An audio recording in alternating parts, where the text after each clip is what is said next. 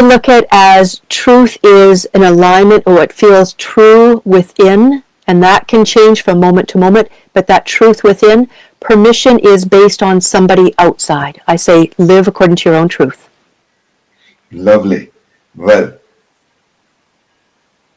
one more question, and that is the sacred or sexy or both? What would be your answer?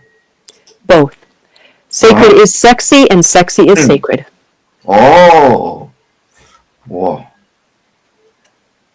Well, can you give one word or one sentence or little bit of description that a moment that changed everything, how it happens? A moment that changed everything, I would come back to that aspect of that midlife sexual awakening of when you see things, when the blinders come off, for me, is when it came off and it is not dirty and shameful and sinful like we've been taught. It's clean and pure and right. I love that. I love that. Would you please repeat it again, please?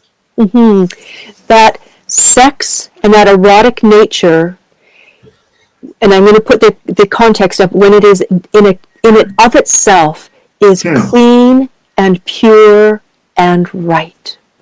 Lovely. Wow. Can you give one word you had used to describe the erotic?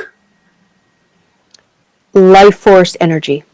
Life force energy. Yes, yes, yes, yes, yes. And it gets multiplied when you act with a system or the process. Well, what is that one spiritual truth you come back to again and again and again?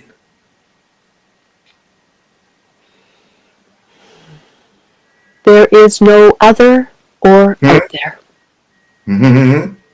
The wholeness, the oneness and the wholeness of life. Beautiful. Lorna, when do you feel most alive in your body? When? What is that time? What is the situation or moment? When I am fully present, whatever I am doing, whether I'm working on my taxes, whether I am in my own erotic practice, whether I'm feeling the wind on my face, eating that juicy apple, when I'm fully here in this moment. Oh, I have few more questions to be asked, but I'm not able to have that. Please. Oh, I love that. I work with so many men as well. And the aspect of, instead of an agenda or an outcome, is slow down and feel. That aspect of giving yourself your own touch. There have been many men that I have spoken with that I ask, there's the word masturbation.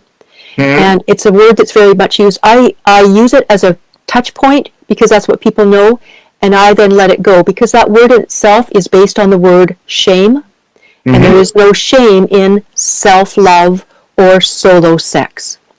So I invite men to let themselves touch, and not just their genitals, but to touch their whole body. Give themselves that touch. There are men who are literally starving and dying to be touched, and they don't touch themselves except to get themselves a release. And I'm saying, let your body, give yourself your touch to your whole body, be your own best lover, feel, dare to feel, to slow down and feel. And from there, let go of this agenda that somehow there needs to be a release. It's kind of like, no, can you feel the aliveness and the connection to your own body? Because men, women have been taught, don't be sexual, you're emotional. Men have been taught, you're sexual, but don't be emotional. And I'm saying, let yourself come back in to connect to this physical body with physical touch, your own physical touch, and to let yourself feel the feelings.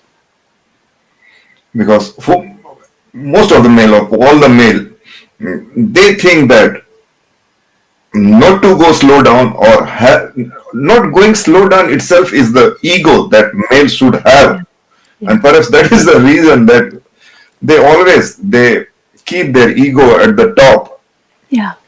But surrendering or slow down or to be with or to be, that is perhaps that is the lesson every male should learn. Yeah. Yeah. You are And very that's correct. yeah. Hmm. So Please go ahead. I was just going to say, and that's where Ah. I work primarily with women, and yet that's Mhm. where I work with men as well, because we have all been impacted by the system and the way that we have lived. And I'm saying,